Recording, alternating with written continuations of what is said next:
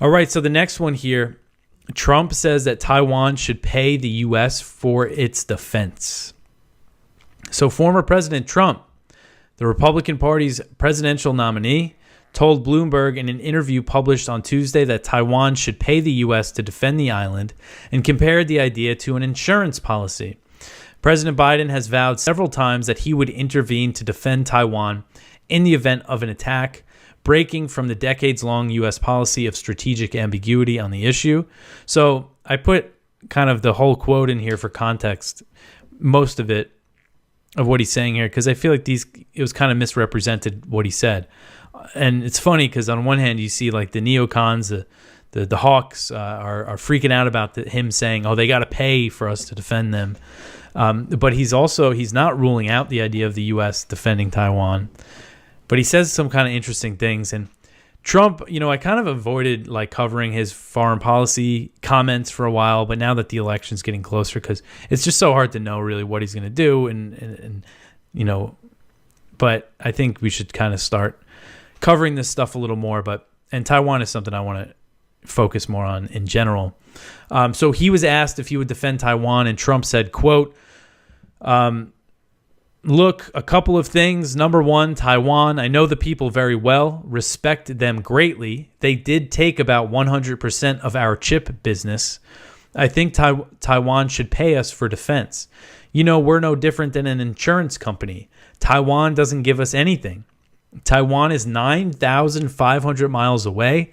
It's 68 miles away from China, a slight advantage, and China's a massive piece of land. They could just bombard it. They don't even need to. They can literally just send shells. Now they don't want to do that because they don't want to lose all those chip plants, end quote. So during his time in office, President Biden oversaw an increase in U.S. support for Taiwan that ramped up tensions between the U.S. and China. And President Biden continued boosting ties with Taiwan. And he continued Trump's overall tough on China policy, including the trade war with the tariffs.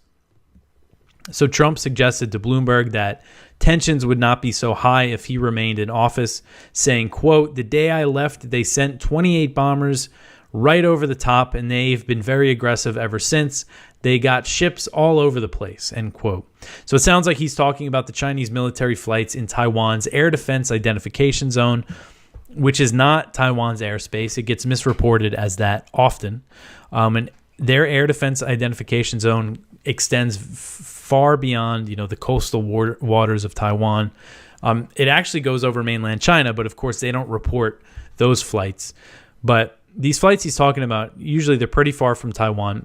They have, gotten closer recently, but these really started in 2020 under Trump when he sent his health secretary. This was August 2020, Alex Azar, and then the following month he sent an undersecretary for economic development or something like that to Taiwan, and that's when we really saw China ramp up these flights. And then they did dramatically increase under Biden, especially when Nancy Pelosi went over to Taiwan. Then they started flying across the median line, which separates the two sides of the Taiwan Strait, kind of getting closer and closer. We saw those huge drills around Taiwan.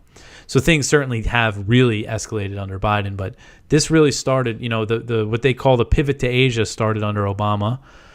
The stuff with Taiwan, like kind of this new diplomatic stuff, really started under Trump. And actually, he started it before he was even president. If you remember in 2016, or maybe it was in 2017 in January, but after Trump was elected, it was probably 2016.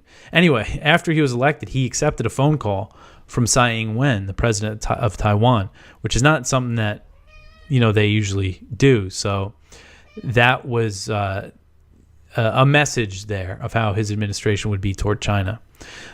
So Trump reiterated in the interview that defending Taiwan would be very hard for the U.S., but he did not rule it out. He said, quote, I just think we have to be smart, but remember, 9,500 miles away, end quote.